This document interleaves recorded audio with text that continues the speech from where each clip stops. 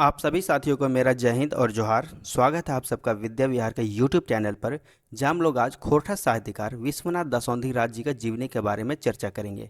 इसके पहले हम लोगों ने तीन प्रमुख जो खोरठा साहित्यकार हैं उनकी जीवनी के बारे में चर्चा किए थे। वे हैं भुवनेश्वर दत्त शर्मा व्याकुल, श्रीनिवास पानोरी और ए.के. झा। आज हमारा चर्चा का विषय है विश्वनाथ दसौंधी राज। ठीक है, इनका उपनाम राज है, इनका मुख्य नाम है विश्वनाथ दसौंधी। तो चलिए इनके जीवनी के बारे में डिस्कस करते हैं।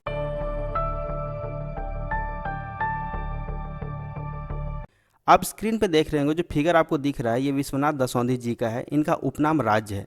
तो पहले इनका ब्रीफ डिस्कशन देख लेते हैं। कुछ कुछ इंपॉर्टेंट चीज़ है जो इनसे रिलेटेड है, उसके बाद इनकी जीवनी के बारे में पूरा हम लोग डिस्कशन करेंगे। तो सबसे पहले इनका नाम देखते हैं, विश्वनाथ दसौंधी। इनका जो जन्म तिथि है वो 15 अप्रैल 1943 को है। इनकी मृत्यु 16 अक्टूबर 2009 में हुई थी। इनका उपनाम राज है। इनके पिता का नाम मुखराम दसौंधी है। इनकी माता का नाम उषामणि देवी है और कहीं कहीं इनका माता का नाम फूटा देवी भी मिलता है। तो ये दोनों नाम आप याद रखिएगा और क्वेश्चन ऑप्शन के हिसाब से आप टिक कर लीजिएगा। इनकी पत्नी का नाम कंचन है और इनका ससुर का नाम जमुना प्रसाद है। इनका जो जन्म स्थान है राज जी का वो है भटमुरना, कतरास, धनबाद में। आप आइए इनकी शिक्षा के बारे में भी थोड़ा सा डिस्कशन कर लेते हैं। तो सबसे पहले इनका प्राइमरी शिक्षा जो स्टार्टिंग में पढ़ाई होता है वो प्राइमरी होता है। तो शिक्षा इनका अगर प्रारंभिक शिक्षा देखा जाए तो लोअर प्रारंभिक विद्यालय भटमुरना, धनबाद से हुई। इनकी जो मैट्रिक हुई वो Ganga Narayan memorial high school Katrasgarh से हुई 1963 में। तो इनका जो मिडिल और हाई स्कूल दोनों कहाँ से हुई थी? Ganga Narayan memorial high school से हुई थी। इनका इंटर राजा शिव प्रसाद कॉलेज झरिया से हुआ था और इनका बीए यानी स्नातक भी हुआ था राजा शिव प्रसाद कॉलेज झरिया से। एमए इन्होंने हिंदी में किया था जो कि रांची यूनिवर्सिटी यानी रांची विश्वविद्यालय से 1969 में किया था। साथ ही इन्होंने डिप्लोमा इन एजुकेशन शिक्षक प्रशिक्षण महाविद्यालय देवघर से किया था। ये था दोस्तों इनका शिक्षा के बारे में डिस्कस, मतलब इंपॉर्टेंट पॉइंट्स की कहाँ कहाँ से इन्होंने शिक्षा प्राप्त की थी। अब इनके कार्य के बारे में देखा जाए कि ये क्या क्या कार्य करते थे, तो ये बखूबी एक शिक्षक भी थे और एक शानदार लेखक भी थे और एक तांत्रिक भी थे। ये तीनों काम ये बहुत बढ़िया से करते थे। तो ये शिक्षक, लेखक और तांत्रिक ये तीनों का काम बढ़िया करते थे।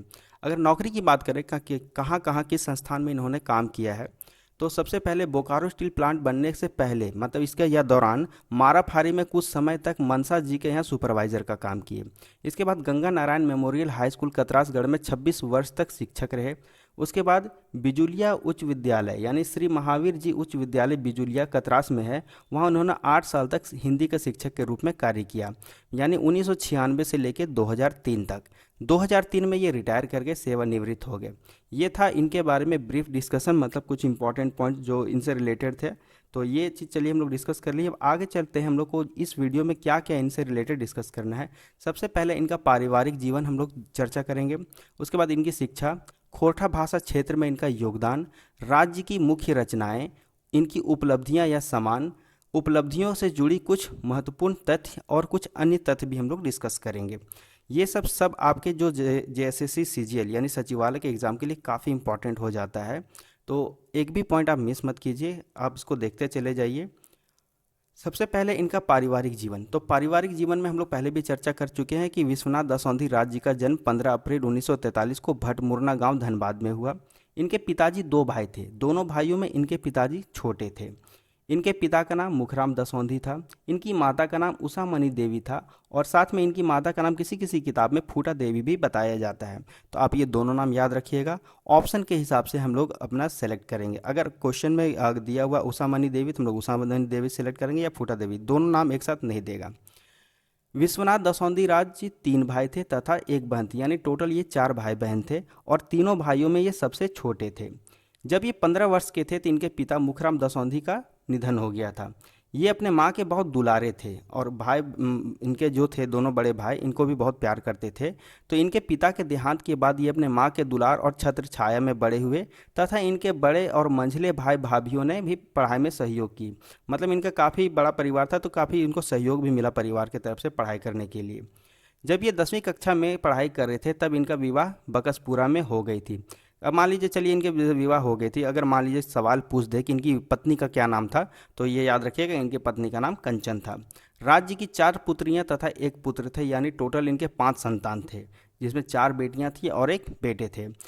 राज्य के जो ससुर थे उनका नाम था जमुना प्रसाद। ये था दोस्तों इनके पारिवारिक जीवन से रिलेटेड जो जो इम्पोर्टेंट पॉइंट्स मुझे जहाँ जहाँ से मिले मैंने कलेक्ट करके इसको एक जगह सेलेक्ट मतलब यहाँ पे जमा किया और आपको इसके सामने प्रस्तुत किया है।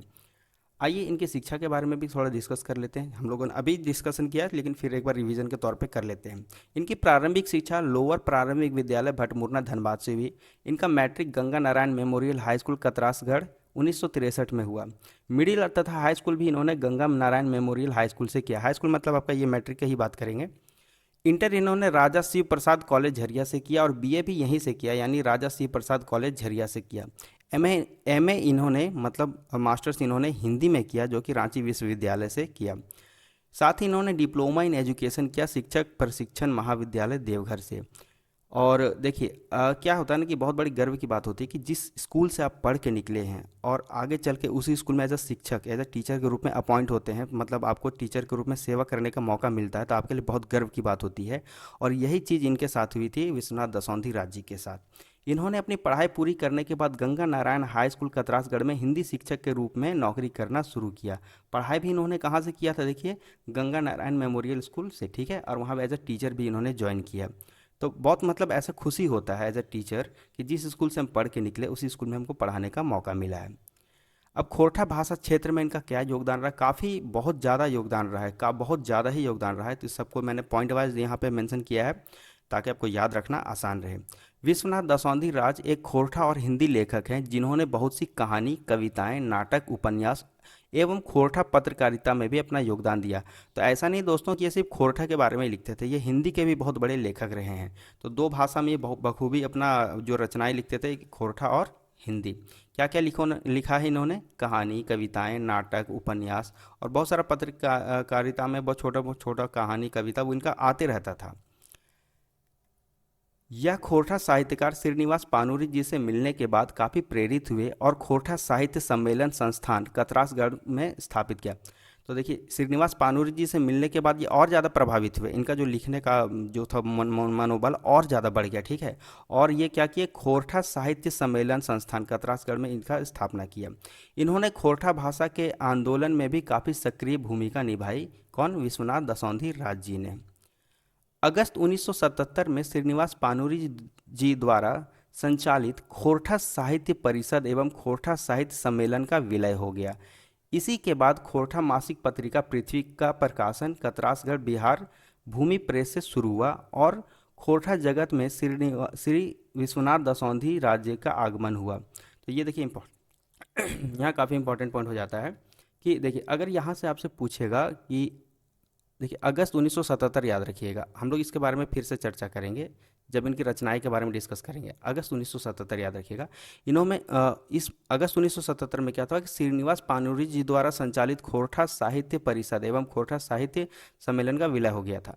इसके बाद खोरठा मासिक पत्रिका पृथ्वी का भी प्रकाशन कतरासगढ़ बिहार भूमि प्रेस से हुआ था। यहाँ पे एक नाम याद रखिएगा, देखिए कतरास बिहार भूमि प्रेस, ठीक है, ये याद रखिएगा। आगे मैंने इसको मेंशन भी किया है शायद, एक बार फिर देख लेंगे इसको। इनकी हिंदी उपन्यास ढलती शाम का सूरज और कविता संग्रह वेदना के पंख प्रगति प्रकाशन आगरा से प्रकाशित हुए। तो देखिए प्रगति प्रकाशन, ठीक है, जहाँ से इसका प्रकाशन होता था इनका रचनाओं का। तो इनका जो उपन्यास था जो इन्होंने हिंदी में लिखा था उसका नाम था ढलती सूरज का शाम। अभी सवाल पूछ देगा ढलती सूरज का शाम क्या है, कविता संग्रह है, उपन्यास है, कहानी संग्रह है, तो आप ध्यान रखिएगा ये उपन्यास है। और अगर वेदना के पंख लिखेंगे या तो फिर देखिए खोरठा में वाह की जगह बा लिखा होता है, वेदना के पंख भी लिखा हुआ पूछा जा सकता है, तो ये क्या हो जाता है दोस्तों, ये कविता संग्रह हो जाता है। एक बार फिर से हम लोग इसको डिस्कस करेंगे इनकी रचनाएं में, लेकिन यहाँ पे आप ध्यान रखिएगा। कॉलेज शिक्षण के दौरान उन्होंने हिंदी और खोरठा में लिखना शुरू किया था। किन्होंने, विश्वनाथ दसौंधी राज जी ने, यानी इनको बचपन से ही लिखने का और मतलब जैसे जैसे कॉलेज गए तब लिखने का इनका बहुत शौक था। ये हिंदी और खोरठा में बहुत सारी चीज़ लिखते थे। 100 से अधिक कहानी और कविता विभिन्न पत्र पत्रिकाओं में प्रकाशित हुआ। देखिए यहाँ पे पत्रिकाओं होगा, उतना तो आप समझ गए होंगे। उन्होंने हिंदी भाषा में 20 हिंदी नाटक लिखकर उसका मंचन भी किया, मतलब नाटक भी किया, मतलब मंच पे उनका मतलब शो भी किया। कितना, कम से कम 20। देखिए अगर पूछ दे तो 20 हिंदी नाटक इन्होंने रचना की थी और उसका मंचन भी किया था। उन्होंने खोरठा भाषा के विकास हेतु 1977 में तितकी पत्रिका का संपादन शुरू किया। सवाल यहाँ पे ये बन सकता है कि तितकी पत्रिका का संपादन सबसे पहले कब हुआ था, तो 1977 में। वे तितकी पत्रिका के प्रथम संपादक थे। हालांकि 13-14 अंक प्रकाशित होने के बाद तितकी पत्रिका बंद हो गई थी। तो देखिए, तितकी पत्रिका उन्होंने कहना, विश्वनाथ दसौंधी राजे ने अपने तरफ से पूरा जोर लगाते थे ताकि खोरठा का पूरा प्रचार प्रसार हो और हमारा भाषा क्या हो, हर जगह फैले, लोग उसको समझें, उसकी महत्व को समझें। इनकी रचनाएं मुख्य तौर पर गद्य विधाओं पर पाई जाती है।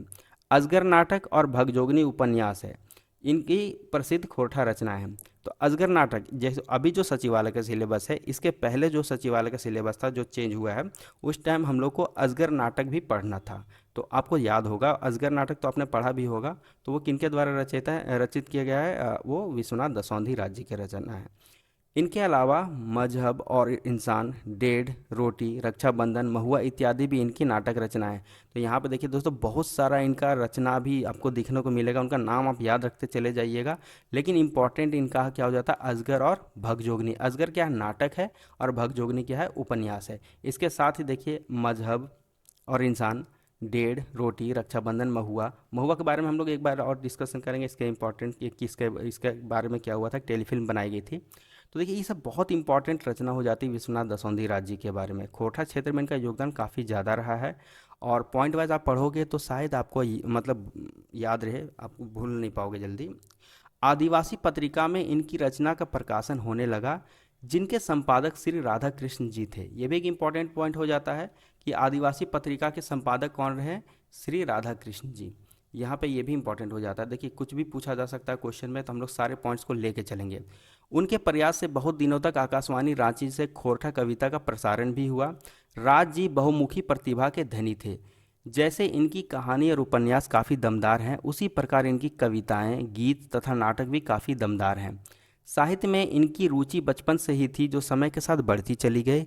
इसके पीछे इनके प्रेरणा के स्रोत थे। देखिए, इनके 4 प्रेरणा के मेन स्रोत थे। श्री दिनेश प्रसाद, जो कि कतरा सेनेटरी में इंस्पेक्टर थे। श्री त्रिपुरारी सिन्हा, जो रेलवे विभाग कतरास में कर्मचारी थे। प्रोफेसर रविंद्र प्रसाद झा, जो कतरास कॉलेज में पॉलिटिकल साइंस के प्रोफेसर थे। और मनमोहन पाठक, जो हिंदी साहित्यकार तथा राज्य के सहपाठी थे। ये 4 इनके क्या थे, ये मतलब इनके प्रेरणा के स्रोत थे। ताकि देखिए, जो इनका साहित्य के फील्ड में इनका रुचि और बढ़ाने में इन्होंने मदद किया था, इनको मोटिवेट करने वाले ये 4 लोग थे। खोरठा के विस्तार के लिए राज जी ने श्री काशीनाथ सिंह, श्री विनोद सिंह, श्री परीक्षित सिंह चौधरी सबसे साथ मिलकर खोरठा साहित्य परिषद का गठन किया, जहां समय समय पर खोरठा गोष्ठी हुआ करता था। आकाशवाणी रांची की स्थापना होने के बाद खोरठा कविता और वार्ता के लिए राज जी को वहां बुलाए जाने लगा और उनकी आवाज़ पूरे झारखंड में गूंजने लगी। तो देखिए दोस्तों, बहुत सारा पॉइंट है जिसमें खोरठा क्षेत्र में इनका क्या योगदान रहा, खोरठा साहित्य क्षेत्र में। तो बहुत सारा इनका योगदान रहा है। इसको एक बार आप गो थ्रू जरूर होइएगा, क्योंकि सवाल कहीं से भी पूछा जा सकता है। अब आते हैं इनके मुख्य रचनाएं पे। तो इनके बहुत सारी रचनाएं थे, जिसमें से मुख्य रचनाएं के बारे में हम लोग डिस्कस करेंगे, जिसका पूछे जाने के चांसेस रहते हैं एग्जाम में। सबसे पहले भगजोगनी, जो हम लोग ऊपर डिस्कशन किए थे, ये क्या था, उपन्यास। उसके बाद अजगर, जो कि एक नाटक है। इनका पहला प्रकाशन हुआ था, देखिए अगर भगजोगनी की बात करें तो 2004 में। अजगर नाटक का सबसे पहला प्रकाशन 2004 तथा 2020 में सेकंड हुआ था। अगला इनका ढलती सूरज का शाम, जो क्या है, हिंदी उपन्यास है। उसके बाद बेदना के पंख, जो हिंदी कविता संग्रह है। हम लोग ऊपर डिस्कशन किए थे, आप लोग को याद होगा अभी फिर थोड़ी देर पहले। पुटुस और परास, ये एर लिखा हुआ है, ये टाइपिंग मिस्टेक, ये क्या हो जाएगा, पुटुस और परास। ये कविता संग्रह है। माटिक पुथैल, ये कहानी संग्रह है, जो कि प्रकाशन इसका 2008 में हुआ था।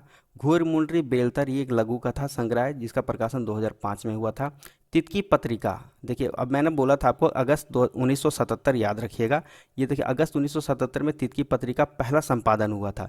ये मैंने बहुत सारे बुक्स में देखा है, इसको मतलब पूछा हुआ इसका क्वेश्चन एमसीक्यू के तौर पे। तो इसको ध्यान रखिएगा, तितकी पत्रिका का सबसे पहला संपादन कब हुआ था, अगस्त 1977 में। अगर आपको 1977 हो सके महीना पूछ दे।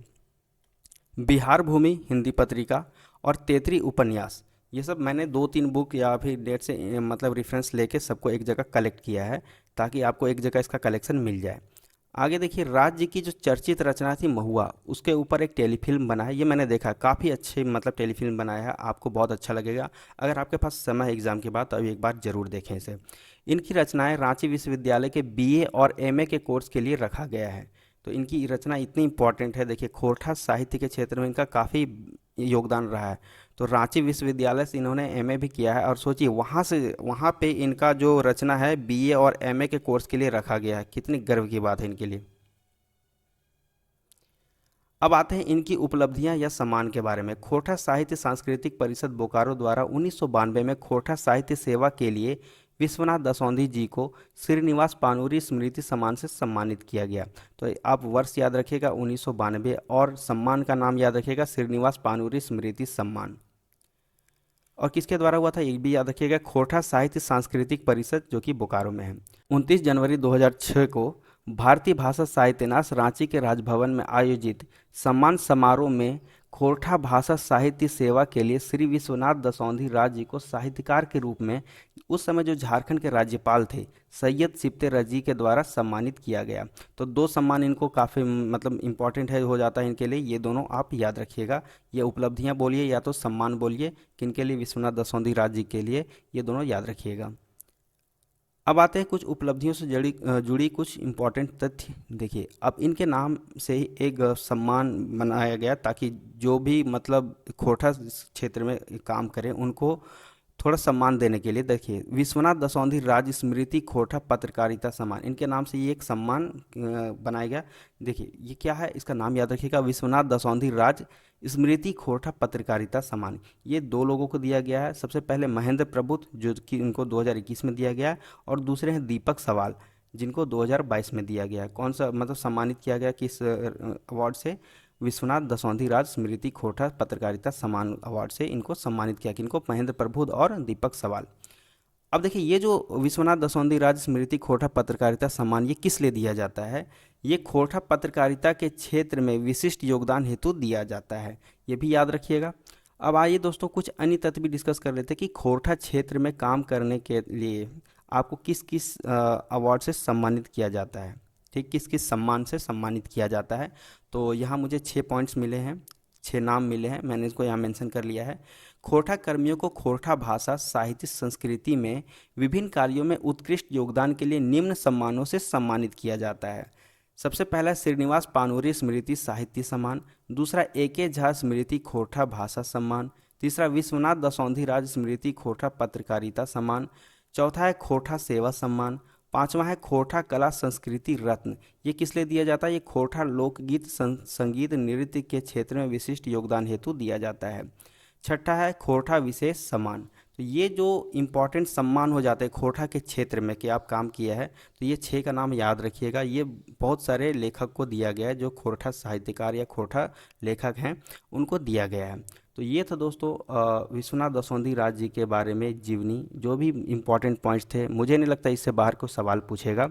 तो आई होप कि ये वीडियो आपके लिए काफ़ी बेनिफिशियल रहा होगा। इसके पहले के भी वीडियो आप जाके प्लेलिस्ट में देख सकते हैं, जो कि भुवनेश्वर दत्त शर्मा व्याकुल जी के बारे में है, श्रीनिवास पानूरी जी के बारे में और ए.के. झा जी के बारे में। तो टोटल अभी तक मैंने 4 साहित्यकारों का डिस्कशन किया है। बाकी ये 3 मुझे समय मिलता तो मैं कर पाऊँगा, इसके मैं श्योरिटी नहीं देता, लेकिन ये 4 आप ज़रूर देखें। यहाँ से सवाल अगर बनते हैं तो आपके बिल्कुल नहीं छूटेंगे। और साथ ही मैं इसका जो पीडीएफ है विश्वनाथ दसौंधी राज जी का, मैं वीडियो के साथ नीचे अटैच कर दूंगा ताकि आपको इसको पढ़ना और रिवीजन करना आपके लिए आसान हो जाए। तो दोस्तों मिलते हैं अगले वीडियो में, तब तक के लिए जय हिंद, जय भारत, जोहार झारखंड।